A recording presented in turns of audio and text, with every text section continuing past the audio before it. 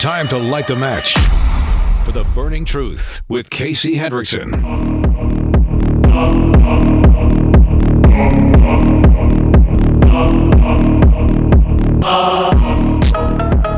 And good afternoon. Thank you for tuning in to The Burning Truth. I'm your host, Casey Hendrickson. Do want to thank all 6 affiliates for being on with us. We do appreciate that. Once again, want to thank R&B Car Company, locations in South Bend, Warsaw, and Fort Wayne. Go to rbcarcompany.com. It's always a good afternoon, Morgan, when you find out that you don't have 5 affiliates, you have 6. Who knew? Soon to be another one. All right. Well, some interesting stuff happening with the FDA. We've got some additional Trump appointment stuff, some surprises that people had. I think we still had to touch just a little bit on the FEMA thing. And the FBI is doing what the FBI does. Probably not a wise decision to do what the FBI does right before there is a new administration that comes in, including some new people that will be taking over your agency. Not exactly the wisest decision. Michigan, of course, Michigan's crazy. So lots of stuff to cover with all of that stuff. So a lot of Indiana-related stuff and, again, national. So Indiana had a court case on the gender-affirming care stuff, okay? Indiana law banning gender-affirming care for minors can remain in effect. This is according to a federal appeals court. It ruled this after the ban took effect. The panel of judges for the 7th U.S. Circuit ruled 2-1 that the law's restrictions are within the purview of the Indiana General Assembly and do not infringe on the constitutional rights of transgender children, their parents, or medical providers. Now, this has always been a very interesting argument by the trans lobby here, and made this as crystal clear as I possibly can. I only repeat it so much because every time I talk about the issue, there's always hate mail that floats and posts and things like that that completely misconstrue my stance on this. I have no issue with trans people, none. I grew up with them. I don't care that they want to live their life the way that they want to live their life. I get that I am not always agreed with by this audience on that, but I don't care. My issue is promoting it to kids. My issue is not allowing children that have a better than 90% chance of growing out of it, the opportunity to grow up and grow out of it. My problem is with them lying to you and telling you that it's reversible. My problem is telling young kids that, hey, maybe you're just a girl who likes wearing pants and a t-shirt and not dresses. You know, not everybody thinks dresses are comfortable. That doesn't make you a boy. It just makes you a girl. You know, if you go back to how you've always been referred to, it's always, yeah, you're a tomboy. You're a girl, but you dress a little bit more boyish because you just prefer traditional pants, shirts, sweatshirts, things like that. And there's nothing wrong with that. You know, unfortunately, we don't do that. We immediately push this narrative now on young people. And then we don't tell young people the ramifications of what could potentially happen.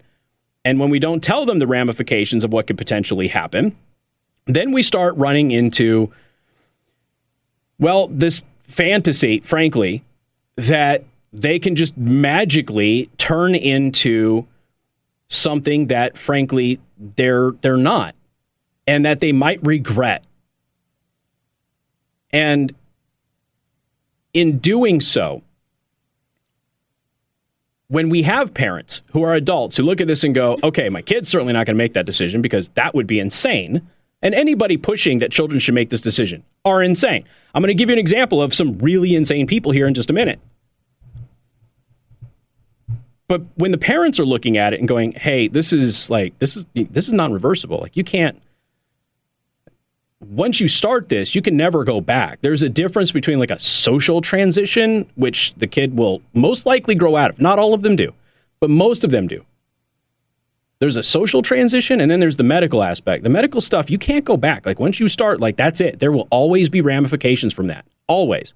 And depending on how far they go and for how long, those ramifications can be a myriad of things, from light stuff to very, very, very deeply impacting things.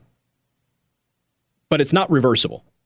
And the notion that it is reversible, which is something that was pushed by the trans lobby on everybody to promote it to kids and to convince parents that, hey, they're going to try this thing like an outfit.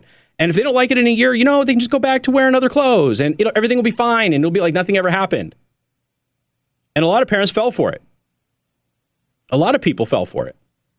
And now you won't find anybody who was promoting that. And I'm talking like not your average idiot out there on X or Facebook or Instagram or TikTok.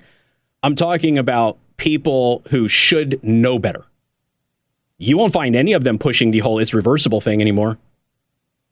That went away pretty quick, didn't it? It didn't take very long for people to figure out that that was a lie. And they always knew it was a lie. You know how I know they always knew it was a lie? Because I always knew it was a lie. And I always knew it was a lie based on the research, not because of my gut feeling. The science was pretty clear on it. But they pushed it anyway. Now, of course, once you start the transitional process, you have two choices. You can go back and just always be a little off, or you can try and go forward and hopefully achieve what you tried to achieve when you started. So you're basically backing people into a corner using deception, and you're forcing them to continue doing something that they are probably regretting because there is no going back when you told them that they could go back. It's predatory behavior, and it was done because of money, and it was done because of politics. Now, I haven't mentioned this in a long time, so forgive me if you've heard it a million times before. Deaf people. There is no reason for a deaf person to exist anymore. But they do. In fact, I would say that we have more people doing sign language now on television programs, particularly for news, politics, that sort of thing, at political events. We have more people doing sign language now than I think we have ever had in my entire life, even though it is effectively a cured condition. Now, because it's a cured condition doesn't mean everybody has to do it. And many people in the deaf community have chosen not to. They don't want an implant. They don't want to fix their hearing because it's their culture. It's who they are. It's who they've always been. They don't want to change that about themselves.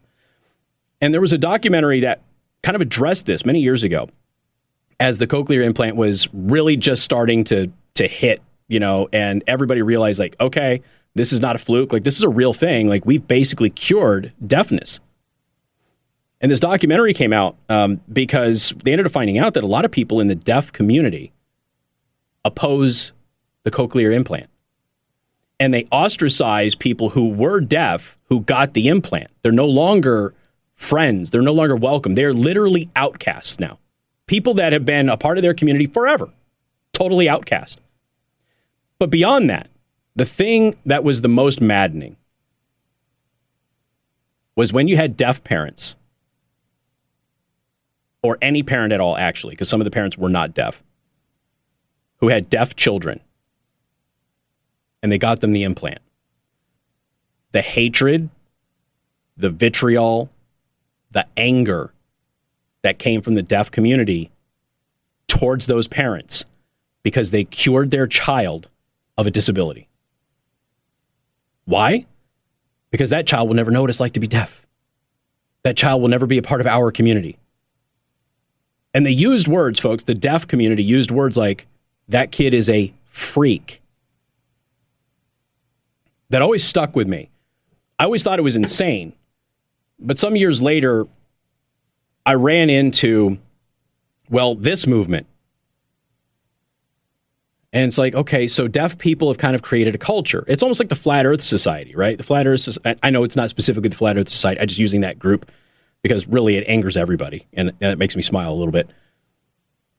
But flat earthers have admitted that they would not admit that the earth is round, even if it had been definitively proven to them because of the community that they built. That's their friends. That's their lives. And they don't want to walk away from that. And they feel like if they admitted that this thing that brought them all together wasn't real, then everything else wouldn't be real either. It's a very similar circumstance. And the trans community has done everything it can to take over the LGBTQ movement. They always felt like they were the outcast. They always felt like they were the forgotten, the misfit toys thing. That's what they always thought they were. And so they decided they're just going to take over the movement. And as a result, to gain political power, the strategy became, we will convert children to swell our numbers, and then we will become the power behind this political movement.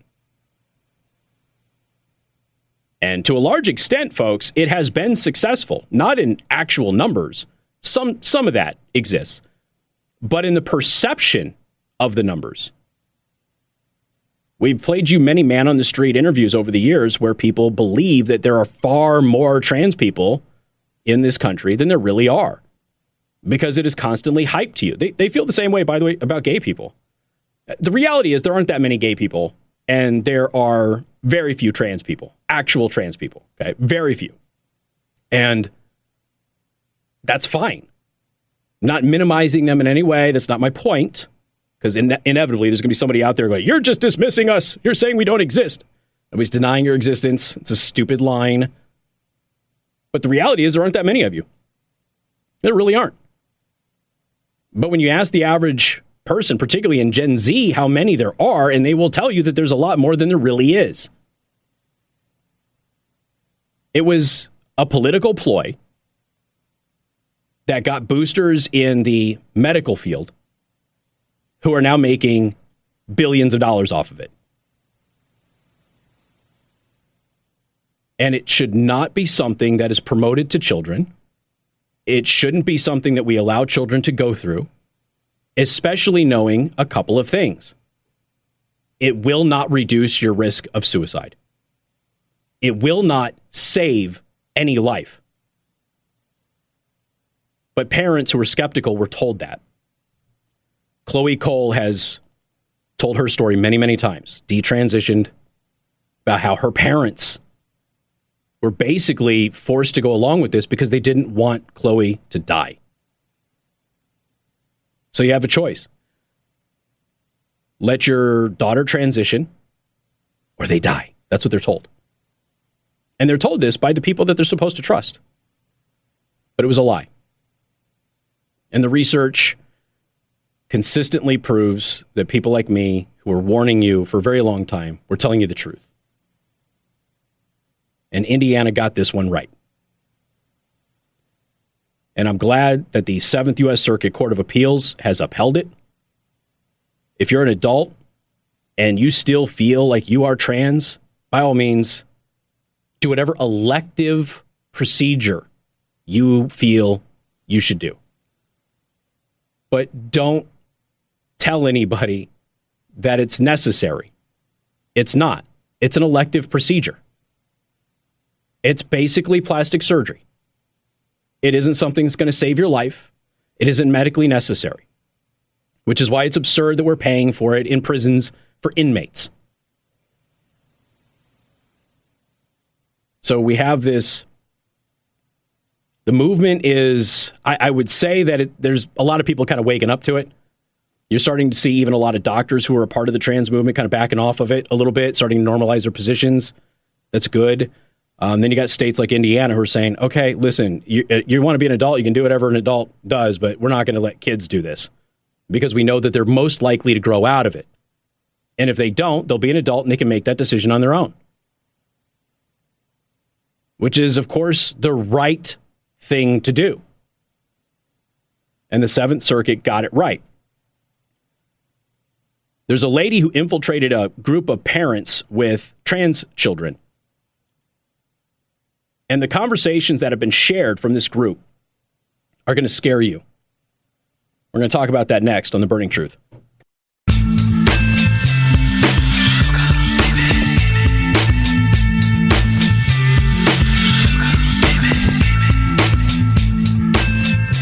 So, Indiana's ban on gender-affirming care, I hate that term, for minors has been upheld by the 7th Circuit. Now, earlier this week, I ran into it's amazing and disgusting all at once. There's a woman out there who infiltrated. Okay, I just want you to know that this is somebody who did this.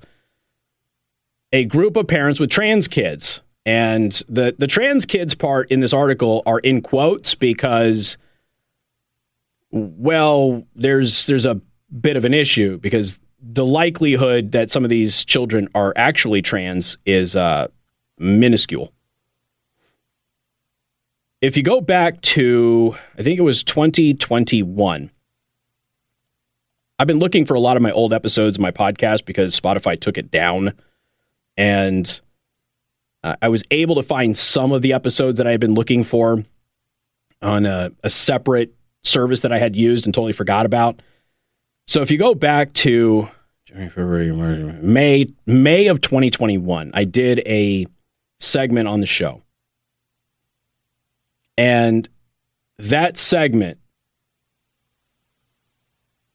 that wasn't May of 2021. 2021. I did a segment on the show in 2021 about how parents of the LGBTQ community are treating their children as if their children are accessories instead of their kids. And I was particularly, pissed off one day driving into work, and I saw this bumper sticker. And while I know what the person inside the car was trying to convey, it doesn't convey that. I'm one of these people where if you do good, I don't care if you tell people about it. I don't care if people find out about it. I don't think that you should seek out that praise or attention or notoriety, but I don't really have a problem with people who do good things, letting people know that they do good things, because I think it can promote other people doing good things. But no, you shouldn't do it for the attention and for the praise. You should be motivated by pure reasons. And I saw this bumper sticker, and what did the kids say, Morgan? It gave me the ick. They still saying that stupid, ridiculous term? Are they still saying that crap? Good Lord. We're doomed. The bumper sticker said something to the effect of, I'm proud of my gay son. Maybe you are, maybe you aren't. But that bumper sticker wasn't about expressing pride for your gay son. That bumper sticker was a, look at me, praise me, praise me. It was a part of the woke Olympics is what it was. And children are not accessories. And when you have parents treating children as accessories because they want to belong or they want to get brownie points for the boxed wine book club, that's a problem. And some of the stuff that came out of this group of parents, it's going to scare you. Just went a little bit long. Do apologize. I'm not trying to string you along here. I'll tell you right after the news break. Coming up.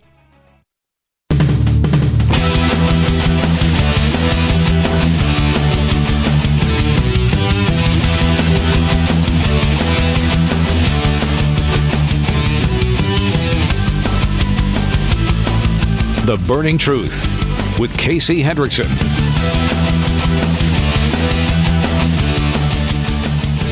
Total fluke. I didn't know this. I was sent a message that Chloe Cole is actually coming to town. And TPUSA is bringing Chloe Cole. It looks like it's going to be at St. Mary's, and it's in partnership with Influence Church, Pastor Miles's church. So Chloe Cole is going to be here on the 18th at 6 p.m. I did not know that. So total fluke that I mentioned Chloe Cole. I did not know that she was coming to town. So somebody heard me talk about it, sent me the link. I will put it in the daily show prep for everybody. So this woman infiltrated a group of parents with trans kids and released some of the conversations that transpired there. Kaylee Triller.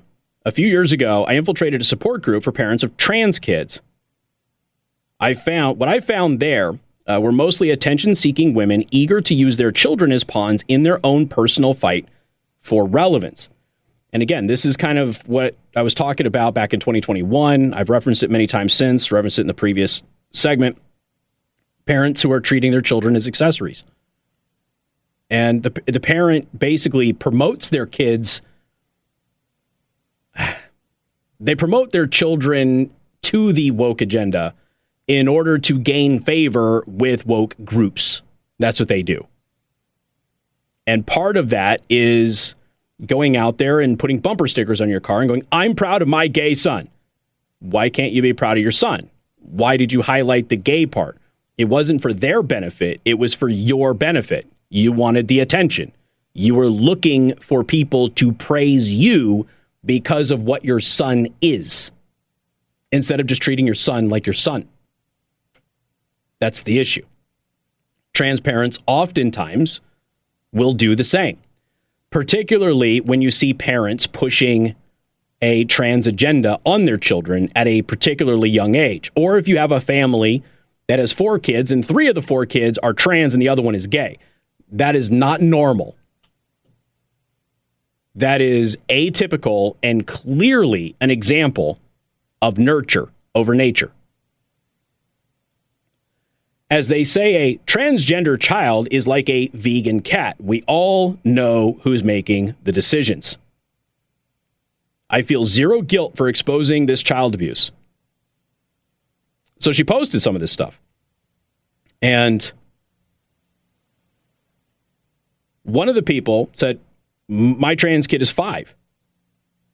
Mine is 5.5. But they knew at 3. Morgan, how many kids do you have again? I have 2. 2 kids. Do you trust your children at the age of 3 to make a decision about their gender identity? Absolutely not. I don't even trust him to make a decision about lunch. Anybody who's ever had a 3-year-old, anybody who's ever had a 5-year-old knows that this is BS. Everybody.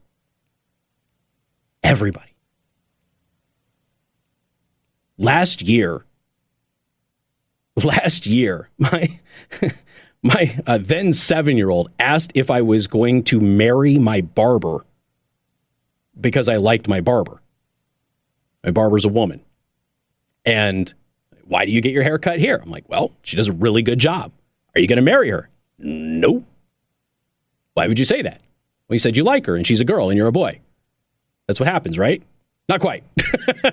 Okay. Now that's a 7-year-old. And I have had similar conversations with other kids, similar age, and talking with, children that she's around, family, friends, things like that. They all kind of like think the same. None of them have any concept of what any of this is. And the idea that they do, and the idea that you're going to push, wow, you must be a bad parent if you don't know that your 3-year-old knows their gender identity. That is a psychopath that you need to avoid and stay away from.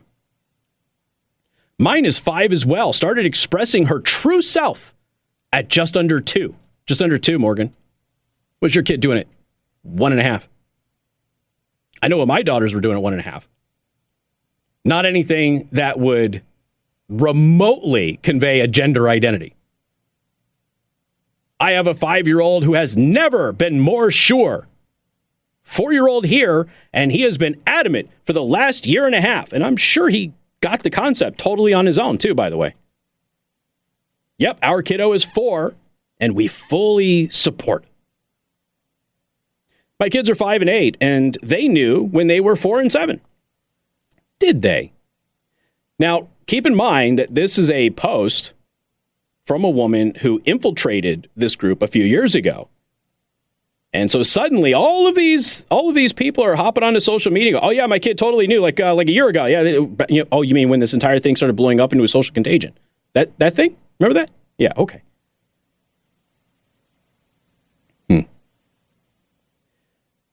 I don't know what to feel about her telling me that she wants to be a boy. I see her as the little girl, and I can't see her as a boy. I really hate the fact that she wants to be a boy. Did you guys think it was a phase when your kid came out? We know that children as young as 2 years old recognize that they were born in the wrong body. That being said, you won't know until you give her the gift, air quotes, the gift of allowing her to explore.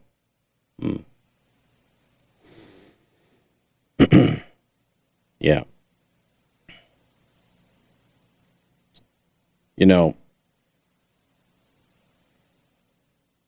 the chance that this could be a phase crossed my mind. Maybe my impressionable daughter was just spending too much time on TikTok, seeing so many LGBTQ videos. But kids outgrow clothes and hair grows. Cool. Let me ask you a question. Why the hell is your kid on TikTok?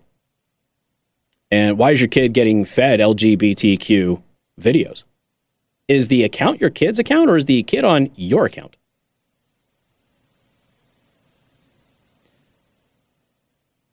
Children don't belong on TikTok at all. I think that is probably well established at this point in time.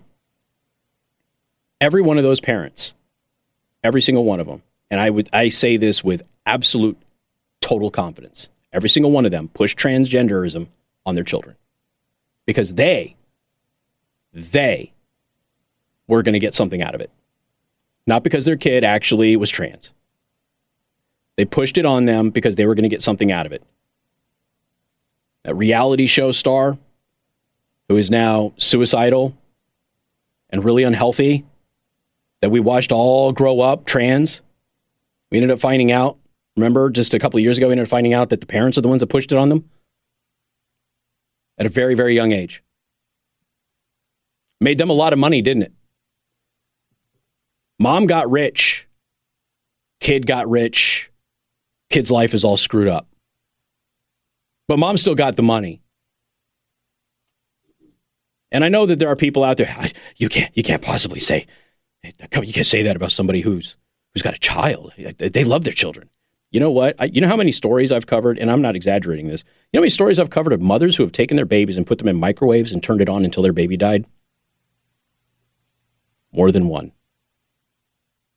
You know how many times it's been an oven? We just had a woman jump over Niagara Falls with her 2 kids. One a newborn. So don't tell me that there aren't bad people out there that will hurt their kids, especially if they get something out of it.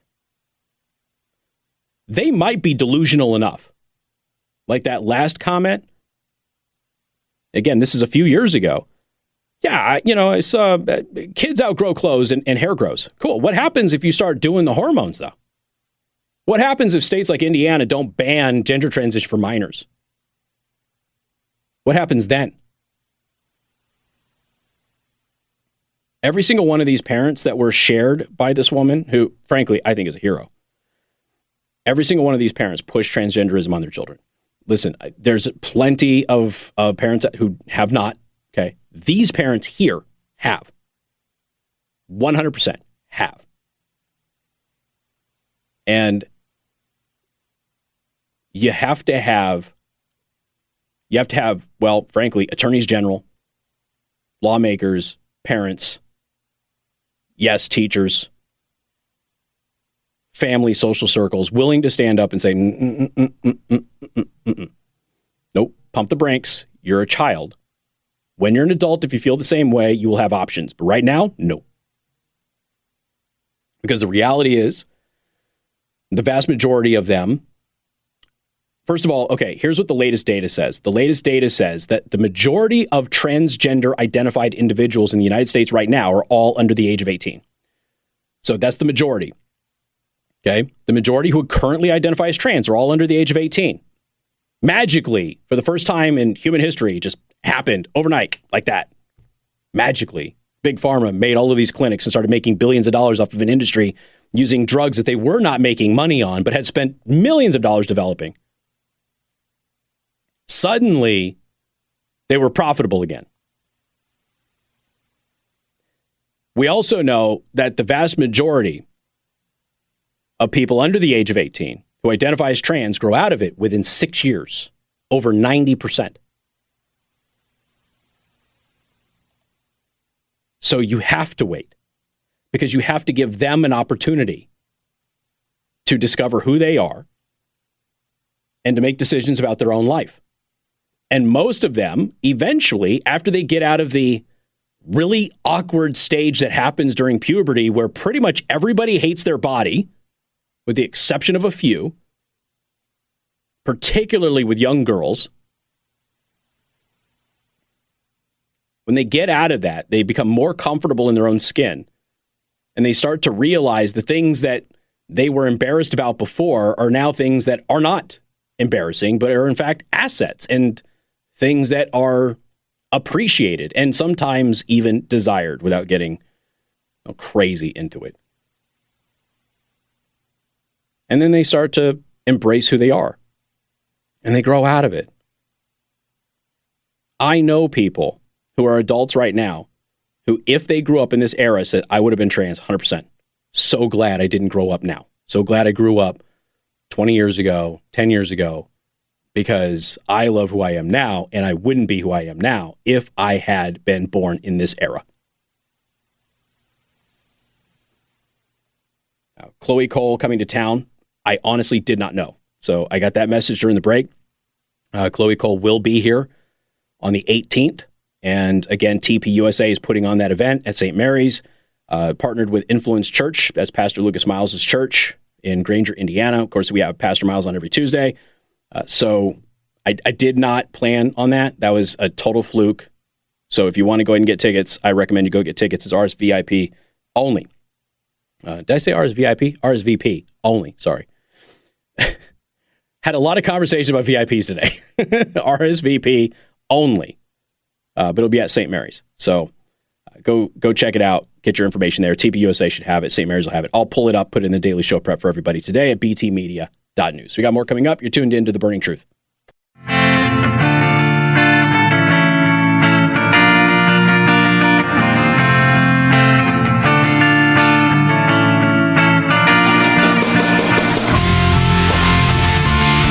right, I made a mistake. Chloe Cole is coming to Granger to Influence Church, Pastor Miles' church. TPUSA at St. Mary's is putting on the event. So my apologies. Chloe Cole will be at Influence Church on the 18th. That's Monday, 6 p.m. I will be out of town. I wish I could be there because I would 100% go. So I will put the information to this in the daily show prep today at btmedia.news. All right. So you will be able to attend the event if you want to. But this is an RSVP only. You are not allowed to just show up. All right. You have to RSVP.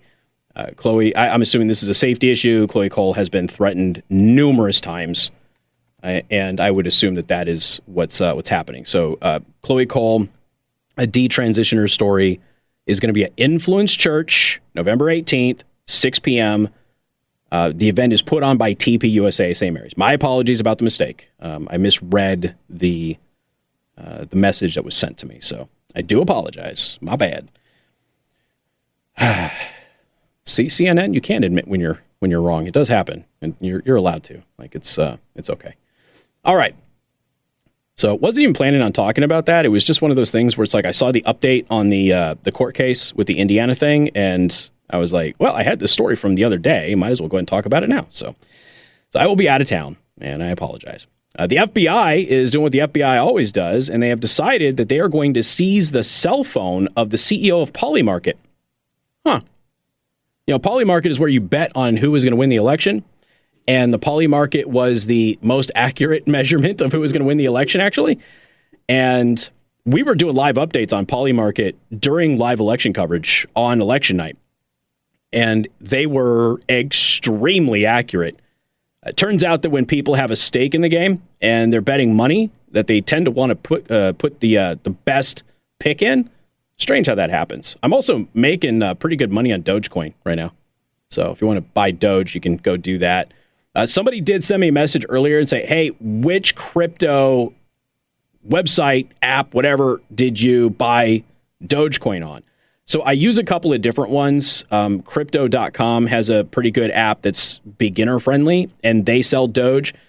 Some of them don't sell Doge, so you just got to find one that does. But Crypto.com app is a Crypto.com website or the app. Great, easy to use, highly recommend it, and you can buy Doge there. And last I checked, it was still under $1 to get a Dogecoin. So, but it's been surging. So I made, last night I went to bed, I made 6% on my original investment. So not too shabby, ladies and gentlemen. As the Department of Doge, yes, it's redundant, is now headed up by Vivek Ramaswamy and Elon Musk. I expect that coin to do well. You got more coming up. You're tuned in to The Burning Truth. Podcasts by Federated Media.